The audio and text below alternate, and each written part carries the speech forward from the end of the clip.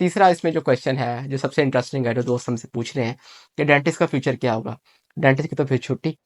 देखिए, डेंटिस्ट की ज़रूरत फिर भी ख़त्म नहीं होगी। सबसे पहले तो इसमें आम सी बात है कि दाँत निकलवाने के लिए, कि जो कुदरत ने दाँत दिया है, जब वो ख़राब होता है तो उसे निकलवाना पड़ता है। तो दाँत निकलवाने के लिए तो डेंटिस्ट आपको हमेशा ही चाहिए होगा। फिर उसके बाद जो दाँतों के अंदर गंद जमता है, जो कैल्कुलस जमता है, उसके लिए भी डेंटिस्ट हमेशा ही चाहिए होगा। वो दाँत पुराना हो या नया हो, उसको सफाई करवानी ही करवानी है। टेढ़े दाँतों का इशू चलता रहा है, चल रहा है, आगे भी चलता रहेगा। तो उनको भी सीधा करने के लिए हमेशा ही डेंटिस्ट की ज़रूरत रहेगी। फिर कॉस्मेटिक ट्रीटमेंट, जितने भी हम अक्सर जो हमारे दाँत पूरे होते हैं, लेकिन हम उन दाँतों की जो रंग है, जो उसकी शेप है, उसकी खूबसूरती से इतने मुतमिन नहीं होते। तो बाद में भी ये इशू रहेगा, तो कॉस्मेटिक ट्रीटमेंट के लिए भी डेंटिस्ट की ज़रूरत हमेशा रहेगी।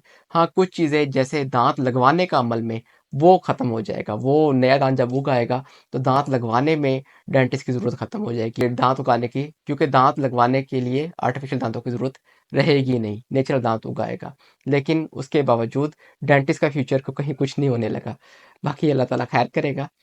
तो इस वीडियो को देख के आपके ज़हन से काफ़ी सारे क्वेश्चन क्लियर हुए होंगे, और इंशाल्लाह जल्द या बदेर ऐसी मेडिसिन ज़रूर अवेलेबल हो जाएगी जिससे हम नेचुरल और नए दाँत उगाने के काबिल हो जाएंगे। Thank you.